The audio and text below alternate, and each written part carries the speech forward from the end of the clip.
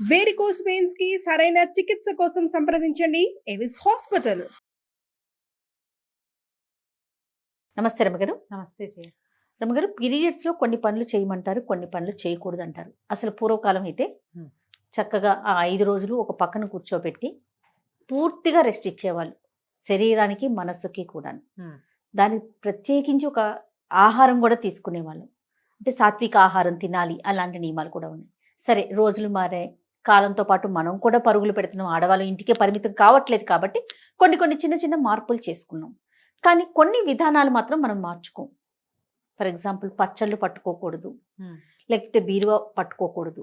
బీరువా పట్టుకోము, కూడదు ఏమో నాకు తెలియదు, కానీ తీయము, అన్నిట్లో చేతులు పెట్టేయము, ముఖ్యంగా పూజ చెయ్యము, పూజ గదిలోకే వెళ్ళాం. ఊడ్చే అవకాశం లేకపోతే అలా వదిలేస్తాం. పూర్తిగా అయిపోయిన తర్వాత స్నానం చేశాకే మనం అటువైపుకి వెళ్తాం. కానీ ఈ మధ్యకాలంలో కొన్ని సోషల్ మీడియాలో నేను చూస్తూ ఉన్నాను అమ్మగారు, ఎందుకు చేయకూడదు, తప్పేంటి, ఇది కూడా భగవంతుడు ఇచ్చిందే కదా, మొత్తం ఆయన బిడ్డలమే కదా, చేస్తే ఏమవుతుంది, నేను ఇలా చేసేసాను, నాకేం కాలేదు, నేను చాలా హ్యాపీగా ఉన్నాను, ఇలాంటి కామెంట్స్ చూస్తూ ఉన్నామండి. మీరు ఏదైనా చెప్తారా నాకు? కొన్ని విషయాలు ఎందుకు మాట్లాడుతూ ఉన్నామో తెలియకుండా మాట్లాడుతూ ఉంటాను జయ. సోషల్ మీడియా వచ్చాక మనకి ప్రతిదాని గురించి ప్రతి వాళ్ళు ఆడలేదు, మగలేదు, చిన్నలేదు, పెద్దలేదు, అన్నీ మాట్లాడేయాలి, అన్నీ అడిగేయాలి, అన్నీ చెప్పేయాలి, ప్రతిదీ చూపించేయాలి. ఏదనిపిస్తుంది అనిపిస్తే ఏ ఊహ వస్తే ఆ ఊహ ప్రతిసారి నేనైతే నాకు ఒక ట్యాగ్ లైన్ ఉంటుంది, ఫాలో యువర్ ఓన్ రిలీజియన్, నీ సొంత విధి, సొంత ధర్మం, మీ ఇంట్లో నీ ముందు వాళ్ళు ఏం చేశారో అది. ఓకే, నీ పక్కనున్న వాళ్ళు, నీ ఫ్రెండ్స్ ఎవరో, మేము ఇట్లా చేస్తాం, మీరు ఎట్లా చేయరా, ఎట్లా చేయకపోతే తప్పు, పాపం, అదేదో పాయింట్లు. ఈ పాయింట్లతోటి వీళ్ళేమో కాంప్లికేటెడ్గా అయిపోయి బోళ్ళని కాంప్లికేషన్స్ వచ్చి ఓసీడీలు వచ్చేసి పిచ్చి వెర్రి ఎత్తిపోయి జబ్బులు చేసి చచ్చిపోతున్నారు. ఏమనాలంటే ఒకసారి ఇంత దిక్కుమాలిన మాటలు మాట్లాడతారంటే, దేవుళ్ళు ఎందరు, వాళ్ళల్లో వాళ్ళకి తేడాలు. ఈ పూజలు మేము చేయకూడదు, 3 రోజులు చేయకూడదు, 5 రోజులు చేయకూడదు, 7 రోజులు చేయకూడదు, ఎన్ని రోజులు చేయకూడదు, ఇదొకటి. నేను 3వ రోజు ఇవాళ నేను గుళ్ళోకి వెళ్ళొచ్చా, నేను అక్కడికి వెళ్ళొచ్చా, సత్యనారాయణ వ్రతానికి నేను వెళ్ళకూడదని నీకు తెలుసు, నువ్వు అడుగుతావు. సోషల్ మీడియాలో అడగంగానే ఒక 5-6 పెద్దక్కయ్యలు ఎబ్బెబ్బే వెళ్ళకూడదండి అంటారు. కొంతమంది ఇంకొంతమంది చిన్నక్కయ్యలు ఎందుకు వెళ్ళకూడదండి, ఏమవుతుంది అంటారు. మీకు ఓన్ విల్లు లేదు, మొదట ఎవరికీ లేదు. సొంతంగా నేను ఏం చేయొచ్చు, ఏం చేయకూడదు అనే ఒక బుక్ లేదు మనకి.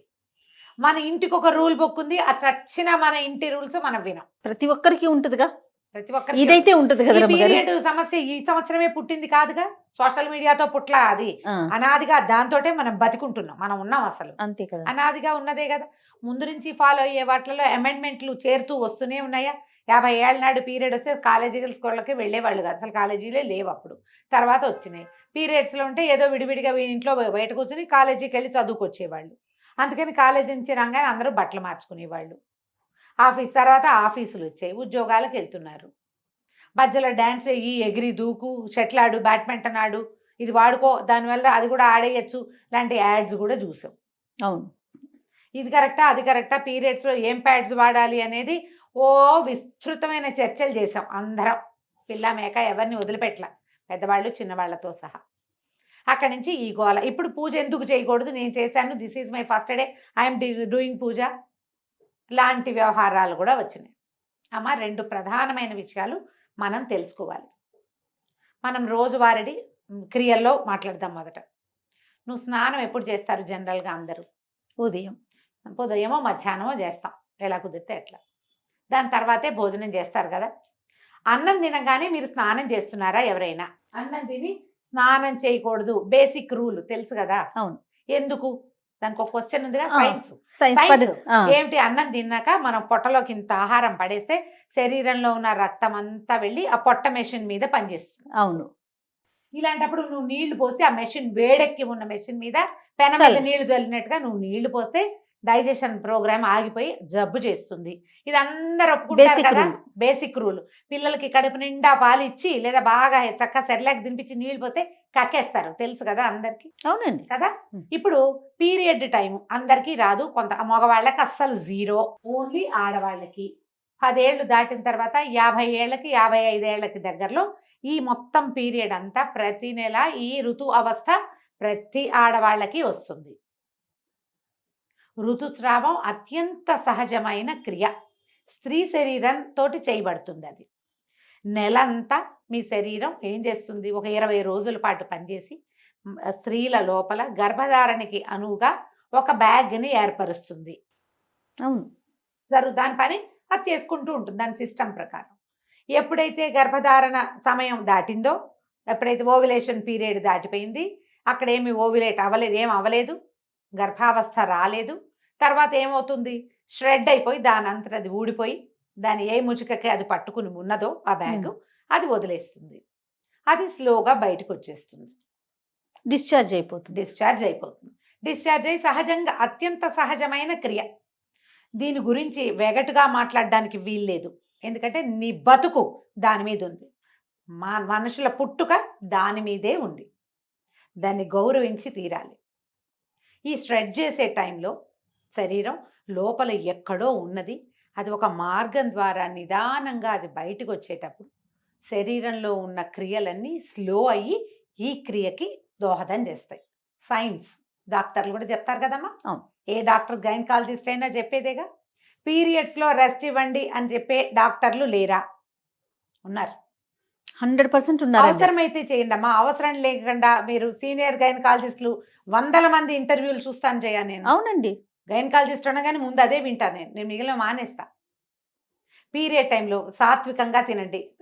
గైనకాలజిస్ట్ చెప్పకర్లా, మన ఇంట్లో ఉన్న ముస్సిలి మా అమ్మ కూడా చెప్తుంది.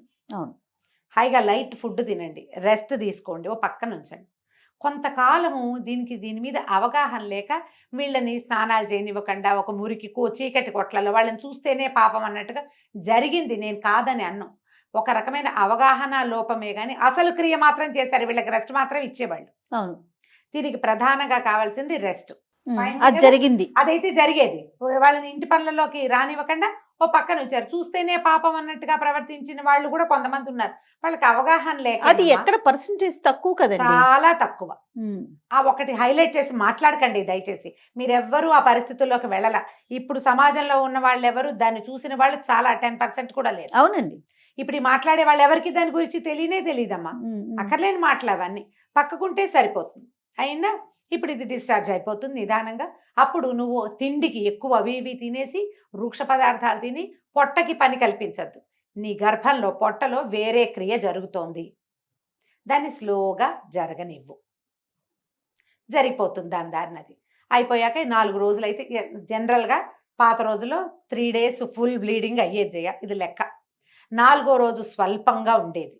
5వ రోజున మార్నింగ్ 5వసారి స్నానం చేస్తే 5th day మార్నింగ్ మీరు తల స్నానం చేస్తే మీరు పూజ చేసుకోవచ్చు, ఇది చేసుకోవచ్చు, అన్నీ చేసుకోవచ్చు అనే విధి ఎప్పుడు ఉండేదంటే, అప్పట్లో ఆడవాళ్ళు వంగి లేచి కూర్చుని నీళ్లు పట్టుకుని నీళ్లు తెచ్చుకుని కూర్చుని గొంతు కూర్చుని వంట చేసి బావిలోంచి నీళ్లు తోడుకుని చల్లటి నీళ్ళ స్నానం చేసి వాకిళ్ళూడ్చి బియ్యం దంచి ఇన్ని పనులు చేసేటప్పుడు ఈ 4 days ఖచ్చితంగా ఉండేది. నాకు కూడా తెలుసు, నా సొంతంగా కూడా. ఎప్పుడైతే మనం ఈ సుఖాలు అలవాటు పడే బాత్రూమ్కి వెళ్ళడానికి నడవము, మనము కింద కూర్చొని ఏ పని చేయము, ఏమి దంచము, తొడము, కడగము, ఊడము, చెరగము, ఏ పనులు లేవు. ఇప్పుడు పీరియడ్స్ పైకి కిందకి సహజంగా అయిపోతున్నాయి అందరికీ కూడా. ఇప్పటికీ కూడా 4th dayకి బ్లీడింగ్ పూర్తిగా ఆగిపోయే వాళ్ళు 50% ఉన్నారా లేదా? ఉంటారు ఖచ్చితంగా. అందుకే ప్రెగ్నెన్సీలు, నార్మల్ ప్రెగ్నెన్సీలు చాలా ఉన్నాయి కదా. ఉన్నాయి కదా. నార్మల్ ప్రెగ్నెన్సీ ఎవరికి వస్తుంది? పీరియడ్స్లో ఫ్లక్చుయేషన్స్ లేని వాళ్ళకి నార్మల్గా ప్రెగ్నెన్సీలు వచ్చేస్తాయి. ఏదో ఫ్లక్చుయేషన్ ఇబ్బంది ఉందంటే మీరు పని చేయకపోవటం వల్లే అని నేను అన్ను. రకరకాల ఎలిమెంట్స్ అయ్యి ఉంటాయి. అయినా ఇప్పుడు ఈ క్రియలో ఇది సహజమైనది, మీకు అందరికీ తెలుసు, నేను మళ్ళీ చెప్పాను. వేరే పూజ దగ్గరికి వద్దాం. వాట్ ఈజ్ పూజ? ఏంటమ్మా పూజ? భగవంతుడు నువ్వు 2 పూలు తెచ్చి ఊరికే ఇక్కడ పడేసి అలంకారం చేసుకోవటం కాదు. నీ పూజ చేస్తే మన శరీరంలో ఉన్నటువంటి బ్లడ్ పైకి వెళ్తుంది. చక్రాస్లో ఉన్న ఎనర్జీ పైనున్న సహస్రారంలో ఉన్నటువంటి శక్తిని చూడ్డానికి పైకి వెళ్తుంది. అది మనకి ఇప్పుడు పీరియడ్లో శక్తి అంతా ఎక్కడికి వెళ్తోంది? తిరోగమనంలో ఉంది, కిందకి వెళ్తోంది. ఈ కిందకెళ్ళే శక్తిని నువ్వు పట్టిలాగి పైకి తీసుకెళ్తానంటాం. ఏంటి గొప్ప అది? ఏంటమ్మా అది? ఎందుకు చేయాలి ఆ పని? పూజ అంటే నువ్వు పువ్వులు పెట్టడం, ఐఎమ్ డూయింగ్ పూజ, నాకు ఇంగ్లీష్లో 4 వాక్యాలే వచ్చమ్మా, అంతకంటే రావు, ఇవే వచ్చు. డూయింగ్ పూజ అంటే ఏమొచ్చు నీకు? ఏవో 2 పువ్వులు పెట్టి ఒక దీపారాధన చేసి ఒక అగరత్తులు వెలిగిస్తే అది పూజ ఏం అయిపోదు. ఇది ఊరికే క్రియ చేస్తున్నాం అంతే మనం. పూజ అంటే ఏదైనా చదవటం, ఏదైనా భగవంతుడికి ఆత్మ సమర్పణ చేయటం అమ్మా పూజ అంటే. అది క్రియ కాదు, ఉమ్, ఉమ్. క్రియ కాదు. ఈ పై క్రియ చేసి నేను పూజ చేశాను, పీరియడ్స్లో ఉన్నాను, నేను చేస్తున్నాను, నాకేమీ కాలేదు, మీకు కూడా ఏం కాదు, చెయ్యండి అంటే నువ్వు ఒకదానివి 2 పువ్వులు పెడతావు. నేను అట్లా పెట్టను, నా పూజ అది కాదు. నాకంటే పూజ అంటే ఇంకోటి ఉంది. నువ్వు చేసావని నేను చేయకపోయినా ఎవరో ఒక పిచ్చి మొహాలు 5-6 గట్టిగా అవి ఇవి చదువుకుని చేస్తే వాళ్ళ బ్లడ్ పైకి పంప్ అవుతానంటుంది, ఓ పక్కన బ్లడ్ ఫ్లో కిందకి వెళ్తోంది. ఎందుకు చేస్తారమ్మా ఈ పనులు? ఎందుకు చేయొద్దన్నారు? అసలు పీరియడ్లో ఈ పని వద్దు అని ఎందుకు చెప్పారంటే 2 పద్ధతులు. తిరోగమనం కిందకి ఫ్లో అవుతున్న దాన్ని నువ్వు పైకి పంప్ చెయ్యొచ్చా? ఈ పూజ పిచ్చి ఎందుకు? 5 రోజులు నువ్వు ప్రశాంతంగా ఉండొచ్చే, 4 రోజులు పూజొద్దు, వంట తంట చేయబోక హాయిగా ప్రశాంతంగా ఉండు, నీ శరీరం బాగుంటుంది, నీ హార్మోన్స్ చక్కగా ఫ్లో అవుతాయి. ఒకవేళ నీ ప్రెగ్నెన్సీలు మనం ఇప్పుడు కంటల్లో 5 వరకు అంటే బాగా కనేవాళ్ళమ్మా. అవును. ఇప్పుడు కనడాలు లేవు, ఎవరు 1, 2 కంటాం. కొన్ని అసలు ఆ 1 కూడా వద్దనుకునే అవి కూడా తయారైనాయి ఇప్పుడు, అవి వద్దని. కానీ మీకు మీ శరీరం తన పని చేస్తుంది. బుద్ధి నీది, వద్దనుకునే బుద్ధులు మనవి. శరీరానికి మాత్రం దాని ప్రకృతి ధర్మం ప్రకారం ప్రతి నెల అది రెడీ అవుతూనే ఉంటుంది. నువ్వు వద్దన్నా అది మాంద కదా. నువ్వు అదేం చేస్తుందో దాన్ని చేయని, అది ఏ రకంగా వెళ్తుందో దాన్ని వెళ్ళని వాళ్ళు. కానీ నీ ఐడియాస్ తోటి శరీర ధర్మాలని పాడు చెయ్యొద్దు. పూజ చేస్తే నాకేమీ కాలేదు, నాకేమీ కాదు అన్న నమ్మకం నీకుంటే నువ్వు నీ ఇంట్లో చేసుకో, దాన్ని ఫేస్బుక్లోను వాటిలోనూ పెట్టకు. నేను కొన్ని ప్రశ్నలు ఎప్పుడు ఎదుర్కొంటాను జయ. వాళ్ళ 4th డే గుళ్ళోకి వెళ్తా, ఎప్పుడు వెళ్ళను ఎందుకు అడుగుతారమ్మా? నాకు తెలియక అడుగుతా. సొంతంగా డిసైడ్ చేసుకోరు మీరు? ఇది మీ పర్సనల్ థింగ్ కదా. అంతే నాకు కదా ఎంత కోపం వస్తుందో జయ. అంటే ప్రశ్నలు అడిగితే మీ కోపం వస్తుందా? పెద్దవాళ్ళు మీరు ఇలా మాట్లాడచ్చా అంటారు రమ్మగారు. నువ్వు కూడా అంటావు. అవును, నువ్వు కూడా అదే మాట అంటావు. నేను అంటాను నీ సొంత పర్సనల్ థింగ్ నువ్వు ప్రతిసారి చేస్తావు. మీ ఇంట్లో మీ అమ్మ చెప్పింది, అమ్మమ్మ చెప్పింది, మేనత్త, అత్తగారులు అందరూ చెప్పుంటారు కదా, ఈ క్రియ ఉన్నప్పుడు ఇది చెయ్యకూడదు అని. నాతో అవుననిపించుకోవాలని మీరు ఎందుకు అనుకుంటారమ్మా? అసలు తప్పు కదా అది. నాకేం బ్లీడింగ్ లేదండి, నువ్వే డిసైడ్ చేసుకో. రెండో మనిషి నీకు అనుమానం ఉంది కాబట్టి నన్ను అడుగుతావు. అనుమానం ఎప్పుడు వస్తుంది జయ? అది తప్పని నీకు తెలిసినప్పుడు కాదు. అంతే కదా. అవునా కాదా? ఖచ్చితంగా. దయచేసి ఈ పీరియడ్స్కి ప్రవచనకర్తలు, పెద్దవాళ్ళు, ఆడవాళ్ళు మాట్లాడడం మానేయండమ్మా, స్పందించడం మానేయాలి. ఇది లాస్ట్ స్పీచ్. నేను మళ్ళీ ఇంకొకసారి పీరియడ్ మీద నీతో మాట్లాడి చేయ. పీరియడ్స్ గురించి ఇక నన్ను అడగద్దు, నేను చెప్పను. ఇవి వినడం వల్ల మీరు కేసులు చుట్టాలనేనేమో అవి చూస్తున్నాను. ఇవి అతిగా మాట్లాడతారు, మగవాళ్ళు కూడా చెప్తున్నారమ్మా అక్కర్లేని మాటలు. ఎందుకు వచ్చింది ఇవి ఈ మాట్లాడడము? ఈ విన్న వాళ్ళలో ఒక్కొక్కళ్ళు భయస్థులు, పిరికి వాళ్ళు, పాపం మానసికంగా బలహీనలమ్మా. ఇవి విని భయపడి చచ్చి అదేదో ఎక్కడైనా అంటిందేమో, ఏదైందేమో, ఓసిడీకి లోనయ్యి జీవితాలు మిజరబుల్ చేసేసుకుంటున్నారు జయ. 40 పైన కేసులు మాట్లాడాను జయ ఈ ఒక్క విషయం మీద. నేను 40 కేసులు భాగం పైనే. ఒట్టి శుభ్రత అది కాదు, పీరియడ్ రిలేటెడే చచ్చిపోవడానికి సిద్ధమయ్యే కేసులు చూస్తున్నా నేను. సూసైడ్లు చేసుకుంటున్నారు, దాంట్లోకి వెళ్ళిపోతున్నారు. పిల్లలు కలిపేశారని, ముట్టు కలిసిపోయిందని, అదేదో పంప మునిగిపోతుందని, ఆ 3 రోజులు వాడుకున్న బట్టలు మళ్ళీ వాడుకోకూడదని, గాజులు వేసుకున్న వాళ్ళు గాజులు కూడా తీసి బయట పారేయాలని, ఎన్నెన్నో మార్చాలి, ఇల్లంతా కడిగేసేయాలి, బట్టలన్నీ ఉతికేసేయాలి, దుప్పట్లన్నీ తీసి బయట పారేసేయాలి, పిల్లలు స్కూల్ నుంచి ఇంటికి వస్తే డేగ కళ్ళతో ఆ పిల్లలకి తల్లికి రిలేషన్ ఉండటల్లా ఇట్లా అవుతోంది. మీరందరూ మాట్లాడడం మానేయండి దయచేసి. అయితే అతివృష్టి రేపు అనావృష్టి చూస్తున్నాం. అవునా కదా రమ్మగారు? ఎవరి ఇళ్లలో ఏముందో వాళ్ళ ప్రకారం వాళ్ళని పాటించుకొనివ్వండి దయచేసి. పీరియడ్స్ లో చేయొచ్చా అని ఎవరైనా అడిగితే అమ్మా, ప్రవచనకర్తలు మీరు మాట్లాడకుండా ఉంటే చాలా రకాల మానసిక సమస్యలకి అసలు సమాధానాలు లేని స్థితిలో వాళ్ళని పెట్టేసిన వాళ్ళం అవుతున్నాం. నేను కూడా ఇంక్లూడెడ్ జయ. నేను చెప్తున్నా కదా, చేసిన పాపని చెప్తే పోతుంది. ఇదే లాస్ట్ వీడియో జయ. ఇక మళ్ళీ పీరియడ్ రిలేటెడ్ ఇష్యూ క్వశ్చన్, ఏ పండగ గురించి నువ్వు పీరియడ్లో ఉంటే ఎప్పుడు చేసుకోవాలమ్మా? పోలిపాడ్యమి నాడు దీపం పెట్టాలి. పాడ్యం వెళ్ళిపో రోజు నువ్వు బయట ఉన్నావు, 5 రోజుల తర్వాత మార్గశిర మాసంలో దీపం పెట్టమని నేను చెప్పచ్చా నీకు? తప్పు కదా. వినాయక చవితి నాడు పీరియడ్ వచ్చింది, ఎప్పుడు చేసుకోవాలి? ఏమి ఒక సంవత్సరం మానేసి వచ్చే సంవత్సరం చేసుకోకూడదమ్మా. కాదు రమ్మగారు, వినాయక చవితి పూజ దగ్గర నుంచి దసరా నవరాత్రుల దగ్గర నుంచి ప్రతి దానికి ఈ ప్రశ్నే చూస్తూ ఉంటాం అయినా మనం. కార్తీక మాసం అది కూడా కార్తీక మాసం 5 రోజులు దీపాలు పీరియడ్ వచ్చింది మా ఇంట్లో దీపం ఎలా ఏమవుతుంది కొంప మునక మానేసేయండి. తర్వాత పెట్టుకో. నీ స్థితి నీకు ఒకదానికే కాదు కదా, నీ చుట్టూతో ఉన్న ప్రకృతి కూడా తెలుసు కదా.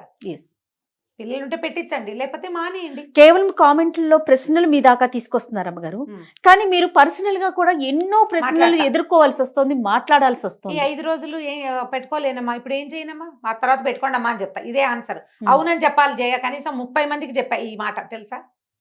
కార్తీక మాసం రోజు దీపం పెట్టుకోవాలి కదమ్మా, పీరియడ్ లో పెట్టుకోలేము, అప్పుడు ఎలాగమ్మా? మీ ఆయనతో పెట్టించండి. మొగుడు ఒప్పుకోకపోతే కొట్టుకు చేస్తారా మీ ఇద్దరు ఈ విషయం మీద? వదిలేయండి.